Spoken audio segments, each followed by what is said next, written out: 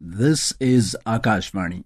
In the weekly program Current Affairs, now we bring you a discussion on outcomes of BIMSTEC Summit and PM's Sri Lanka visit. The participants are Pinak Ranjan Chakrabarti, former ambassador, Professor Swaran Singh from JNU, Dr. Ahmed Farooqi, Prasar Bharati Special Correspondent, Colombo, Naval Sangh Parmar, Prasar Bharati Special Correspondent, Dhaka, and Alok Ranjan Rai, Akashvani Correspondent at Colombo. Moderator is Ninova Roy Chaudhary, journalist. Prime Minister Narendra Modi has reached Colombo this evening after travelling to Thailand, where he attended not just a bilateral summit with the Thai Prime Minister, he was also present for the 6th BIMSTEC Summit, at which he has proposed a lot of very significant inputs and outcomes because he himself is extremely invested in the BIMSTEC partnership. BIMSTEC comprises 7 countries along the Bay of Bengal and South Asia. It's sort of the primary link agency between South and Southeast Asia. And for that particular reason, it is extremely important that the kinds of things the Prime Minister has said today in terms of how he wants this particular grouping, this partnership to move forward. I mean, Thailand being India's maritime neighbor at this point, Thailand being the chair of this particular BIMSTEC summit, he has proposed primarily that the home ministers who have agreed upon this initiative to curb cybercrime and a variety of other crimes, transnational crimes that are prevalent in this region, including terrorism. This particular Home Minister's initiative has been approved and will be beginning sometime later this year. Prime Minister has also proposed things like a combined UPI set of payments from all of the countries in the region to facilitate trade. He's also announced a maritime cooperation agreement which was signed today. So all of these mechanisms make for a vibrant kind of grouping that all of the member countries will have things to contribute to. I am joined at this point of time by Ambassador Pinak Chakrabarti, by Professor Swaran Singh, and by our correspondents from Akashvani and Prasar Bharati, who are in both Colombo and in Dhaka. And we will now first go to Ambassador Pinak Chakrabarti to ask him what he thinks about the particular outcomes that have happened at the BIMSTEC summit today in Bangkok. Thank you for having me. And I think the most important outcome, of course, is, and I don't mean it in a non-serious way, is that the summit was held. Because the last summit was, I think, 4 years ago, maybe in 2022. Yes. So it's a good thing that it has happened and all the leaders have met. And the maritime aspect, in my view, is very, very important. 5 out of the 7 countries have maritime domains, mostly in the Bay of Bengal and also the Indian Ocean, if you take Sri Lanka. So I think that is a very important aspect and outcome of the summit. Apart from that, there bilateral meetings were held, and I think bilateral issues were discussed in most of them. And it's important that all of them are neighbors, India's neighbors, whether with land boundary or maritime boundary, the BIMSTEC countries are all neighbors. Hence, when you neighborhood policy, Act-East policy, India's declared these policies many years ago. So these are important for us. But I think the most important aspect is the economic one and connectivity. I would put these 3, maritime, economic, and connectivity, as the most important sort of aspect. Of course, there is climate change, there is counterterrorism. All those things are also very important. Can I just bring in Professor Swaran Singh at this point of time and ask him what he thinks about the outcomes that have taken place today at the BIMSTEC summit? Thank you. I think very clearly 3 important outcomes of the 6th BIMSTEC summit meeting in Bangkok are, of course, the Bangkok Declaration and, of course, the Vision 2030. And I think the most important also includes the Maritime Transport Cooperation Agreement, giving a whole new spin to BIMSTEC as prosperous, resilient and open, which is pro-BIMSTEC now. in these, I think the other significant contribution, particularly from Indian side, was Prime Minister's 21-point action plan. At core of it, I think, is an interesting proposal of Home Ministers' meetings, and of course also in terms of security and space, cooperation in training, manufacturing, launching and use of nanosatellites, and of course another Bodhi initiative of BIMSTEC for organized development of human resources in infrastructure, training diplomats, training forest research experts and cancer care. Several other similar ideas of starting, for example, BIMSTEC athletics meet that India would like to host this year. And of course, in 2027, the BIMSTEC Games and so on. India is very closely invested with all of these countries culturally as well as through its religiosity and in terms of cultural aspects of True, which is partly also because India is inordinately leveraged out of the 5.2 trillion GDP of all 7 countries put together. Nearly 4 trillion, which is 3.9 trillion, is India.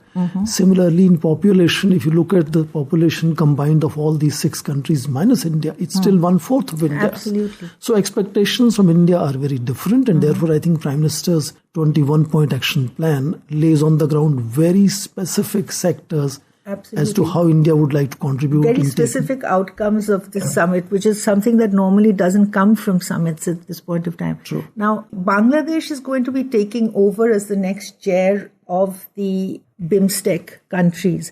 And again, Ambassador Chakravarti, I would like to come back to you and ask you, how do you think Bangladesh in its current sort of condition is going to be able to take these issues forward?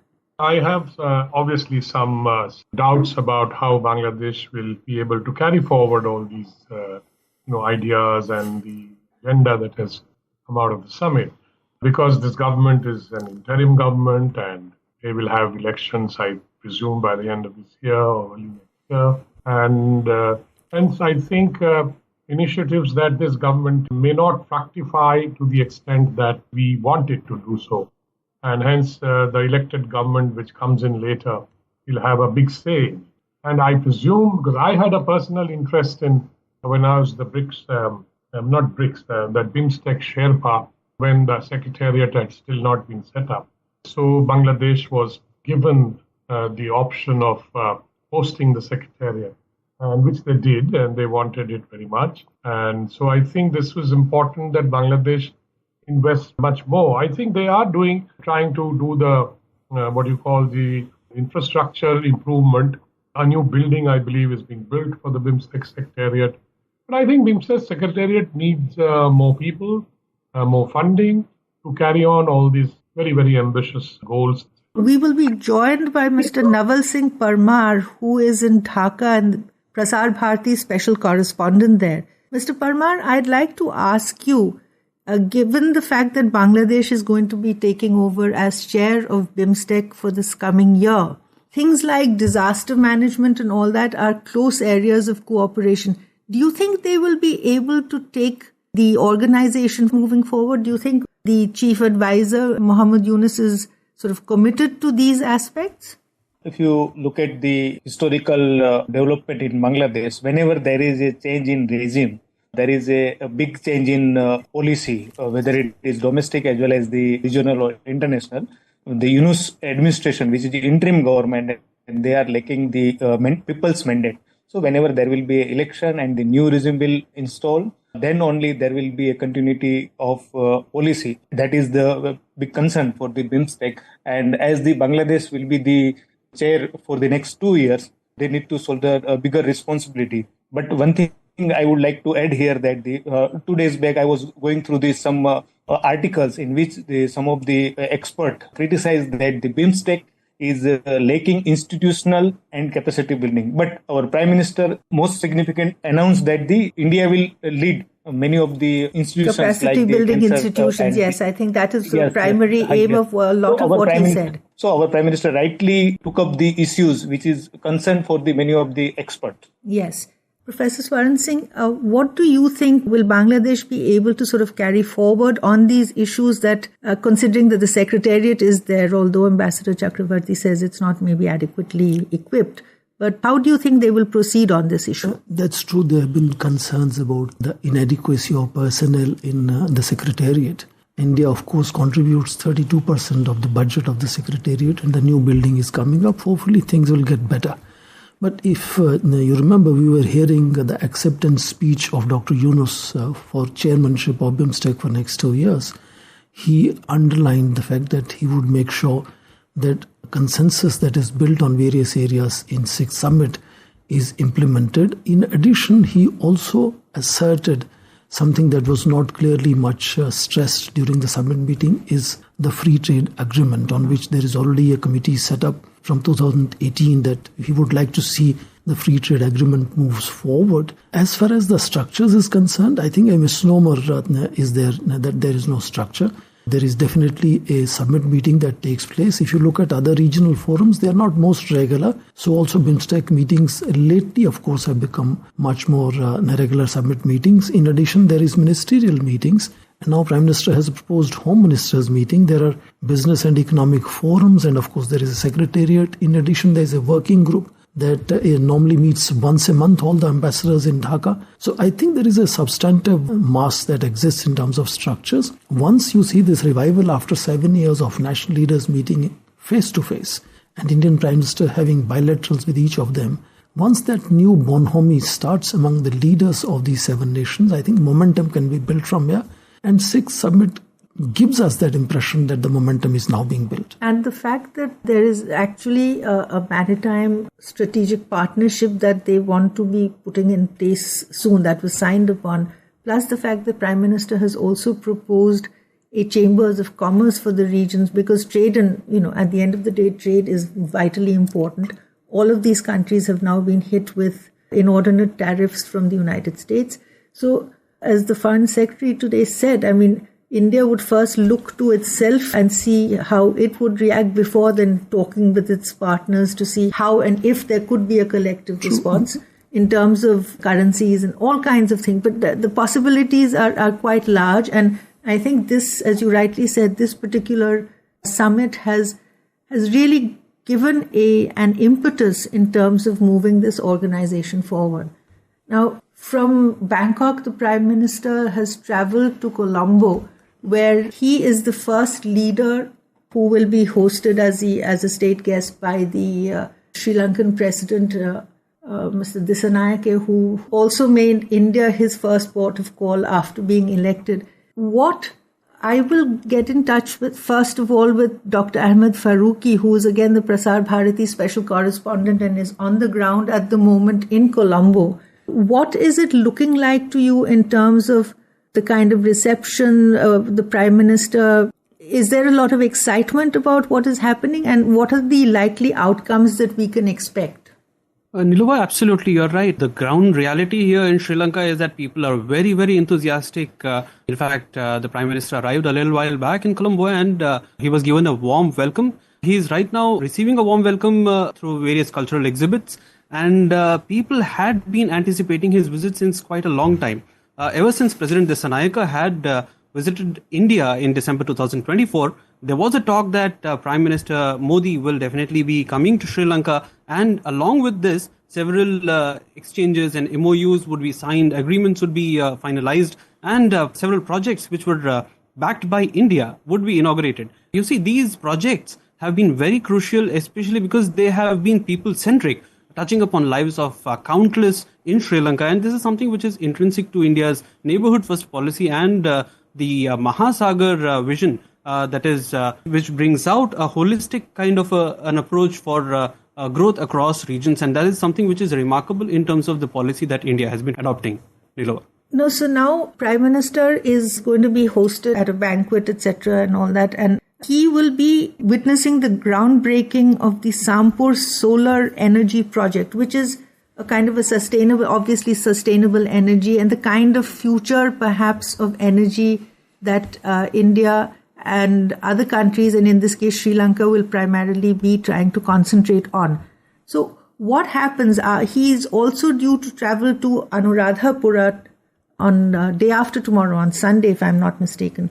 And that again is probably the heart of the cultural relationship that India has with Sri Lanka, given the fact that the Bodhi tree was actually first carried there by Sanghamitra, the daughter of Ashoka, Emperor Ashoka, and so deep-rooted ties between the two countries sort of get cemented in this kind of a gesture.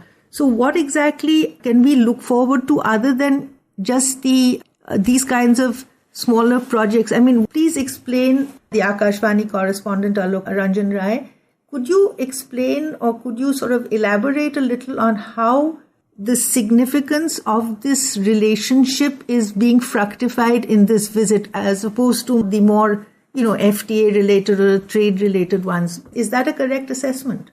Yes, definitely. These kind, like you said, Sampur solar energy project is being inaugurated, and there's also a visit to Anuradhapura that is being planned. So these agreements, whether they are in the domain of energy or connectivity or digitization, defense, health, or say multi-sectoral grant assistance, these kind of engagements will certainly upgrade the bilateral relations and might prove to be a new milestone in the engagement between the two countries.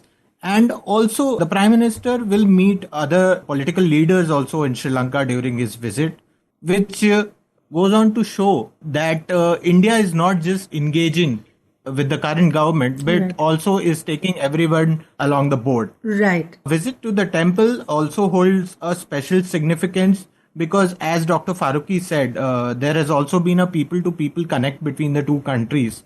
So dating back several millennia, clearly.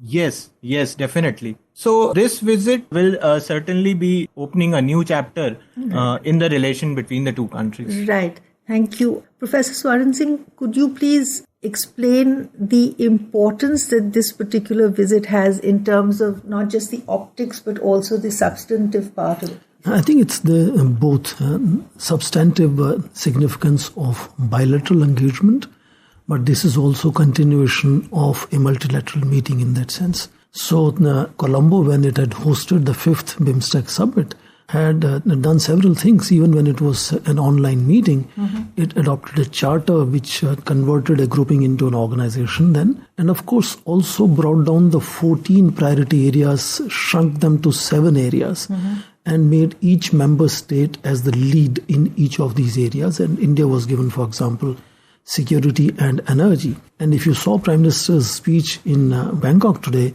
he mentioned of connectivity in terms of physical infrastructure, social infrastructure, the digital connection, and energy grid as well. And if you look at the climate crisis that the world is facing, transition to green energy is where again India can play a significant role, not just for itself, but also the solar power plant, for example, that he's going to lay foundations of in Sri Lanka, or cooperation with Bhutan and Nepal in the sense of hydro power generation and so on. So both at the level of bilateral engagement, where there's a whole new significance being attached on both sides after India committed over $4 billion of aid and assistance and line of credit and so on with Sri Lanka, but also in terms of continuation of achieving what is agreed upon in 6th BIMSTEC meeting on the ground with each of these member nations. Ambassador Chakrabarti, would you like to weigh in here, please, in terms of why the Prime Minister is traveling to Sri Lanka from Bangkok, why this is particularly important? It's sort of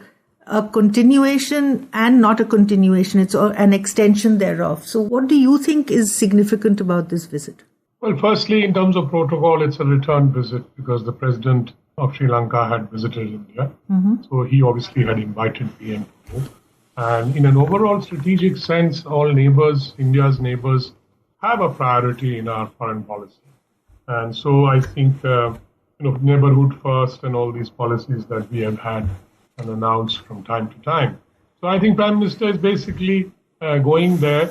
And as you described, or our panelists described about energy security, India is, of course, the lead member in security and energy in BIMSTEC. We are helping a lot of countries in the solar domain, or let's say renewable energy in general, because India has the expertise and has to take the lead under the BIMSTEC. So I think the solar energy project is something very important. We are all affected by climate change, and I think these are some of the frontier areas, hardly any frontier anymore, but still they are very important for future generations. So I think that is the vision that I think Prime Minister Modi ji is pursuing. And I think, and it will be done for all neighbors, I think.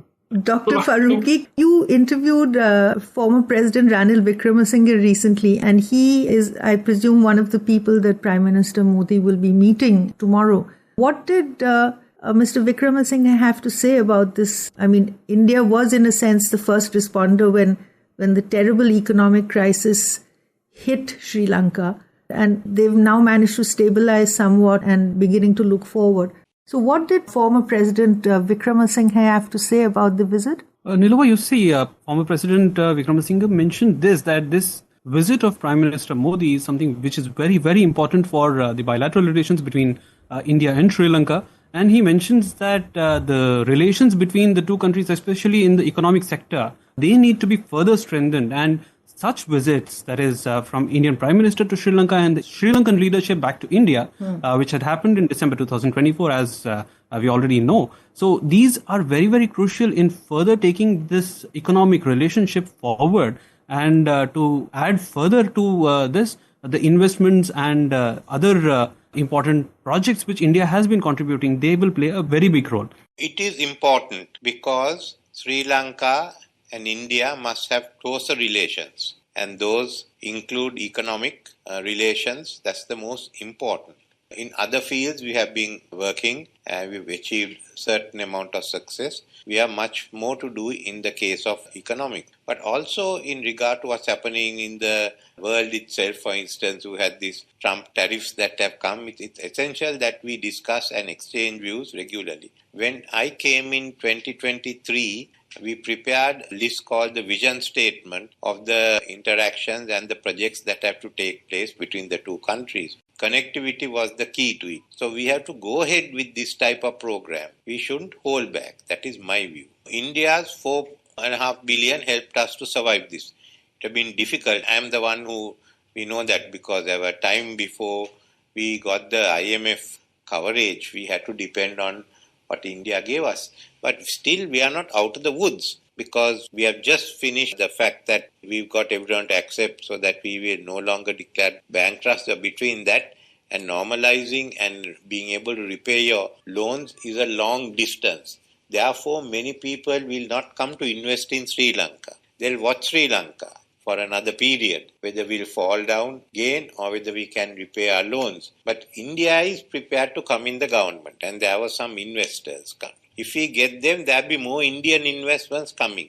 My plan was that in 2025, we have at least $3 billion worth of Indian investment as against $1 billion from outside. Later on, we could have changed the proportions, but initial 2 years required a lot of Indian investment. It's the Indian investment that have given others the confidence to come in, and as the economy improved. Secondly, we gain a lot. Logistics are there because Indian goods containers come into Sri Lanka. Then there's scope for, as we discussed, the Sri Lanka becoming an energy hub. I'm happy that the government is signing that agreement. In fact, in addition to that, he also mentioned a few other aspects of the India-Sri Lanka bilateral relations which could be taken forward, especially, the issues of fisher folk. He also talked about the Tamil issues and various other domains where India and Sri Lanka share relationship. And this is something which is very, very crucial. Not just that, the debt restructuring which India had co-chaired as the official credit committee's co-chair, along with Japan and France. And that was something which was remarkable. That is one, India's assistance of more than $4.5 billion during the peak of the crisis, which was unprecedented in terms of size, scale, and the speed with which it was executed. So these have made a lasting impact in Sri Lanka, and this is something which the entire former president as well as the leadership and the government and the people of Sri Lanka, they remember, and they have immense love and gratitude towards India for all of this assistance that India has provided. And it's something which is remarkable because this is also being shown in the way Sri Lanka is welcoming the Prime Minister today. Right. Dr. Farooqi, but the other thing is, are there any tangible or concrete outcomes that you expect from this visit other than the inaugural of the solar power project? Is there something else that you're looking, that is particularly important at this point in time? Niluva, I want to add something further to Sampur solar power plant's evolution, which even Foreign Secretary Vikram Misri had mentioned last week. You see, it had originally started as a coal-fired plant. It was conceived that way. Later on, it was proposed that it could be shifted to an LNG-powered one, but now it has been thought of as a renewable energy project. It's a very, very significant project given the green energy that India has been championing and pioneering. That's one. Apart from this, yes, there are several other projects, including railway projects that the Prime Minister would be launching, which will connect the northern part of the island to the capital. This is very crucial for seamless connectivity. However, another very important thing which the Foreign Secretary had mentioned was there will be updation of security agreements between India and Sri Lanka, which will be happening for possibly the first time in a very, very formal kind of a manner. There will definitely be a very important kind of an updation of these exchanges between the two countries. And that's something which we are looking forward to, apart from the other agreements that we are expecting in various sectors, such as health, digitization, and others. Thank you. Thanks, Dr. Farooqi. Professor Swaran Singh, Sri Lanka again has a fragile ecology, and the fact that sustainable development, sustainable energy projects are something that India is also touting. This would obviously have a greater connect in that country. I mean, all across the world, of course, but these particularly in fragile ecologies like this. Is this the way to go forward, you think? I think sustainability, of course, is the global buzzword now. But when it comes to India's relationship with immediate neighbors, particularly Sri Lanka, we have noticed India has tried to make sure we broad-based our engagement with Sri Lanka, bringing forward people-to-people relationship, cultural, religion, and so on. So you will see this visit largely broad-based in terms of the focus areas that you were asking. But I think it's also interesting to see how Prime Minister was able to have so many bilaterals in Bangkok, and I think first time meeting with three very important leaders after they took office. General Laing from Myanmar, particularly when India is deeply engaged in Operation Brahma there. Of course, KP Sharma Oli after he took over as Prime Minister, and likewise the Chief Advisor in Bangladesh, which I'm sure he is not going to be there when the summit meeting takes place in 2027. But it's interesting that these three leaders were able to meet Prime Minister face to face for the first time after they took office. Right. Thank you very much indeed, Professor Singh. Ambassador Chakravarti, any last thoughts that you would want to share with us? I think what happens is in our neighborhood is that there are political issues, political upheavals sometimes, or during the COVID, for example, with the Black Swan event, which hit everybody. So I think we are into now a phase of recovery and regeneration. So I think this is a very good thing that has happened, the BIMSTEC summit. It gave a platform for all these countries to come together, all of whom are India's neighbors. And I think we can take this relationship forward, subject, of course, to various other considerations and bilateral issues and other arrangements. Thank you so very much, Ambassador Chakravarti. I'm afraid we're right out of time. Thank you all, gentlemen, very much indeed. Thank you. You were listening to a discussion on outcomes of BIMSTEC summit and PM's Sri Lanka visit. The participants were Pinak Ranjan Chakrabarti, former ambassador, Professor Swaran Singh from JNU, Dr. Ahmed Farooqi, Prasar Bharati Special Correspondent, Colombo, Naval Sangh Parmar, Prasar Bharati Special Correspondent, Dhaka, and Alok Ranjan Rai, Akashvani Correspondent at Colombo. Moderator is Nilovar Roy Chaudhary, journalist. This program was produced and presented by the News Services Division of Akashvani. You can listen to it on our mobile app, News on AIR.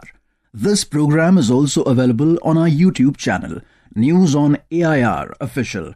You may share your feedback about this program through email at airnsdtalks@gmail.com or WhatsApp on 9289094044.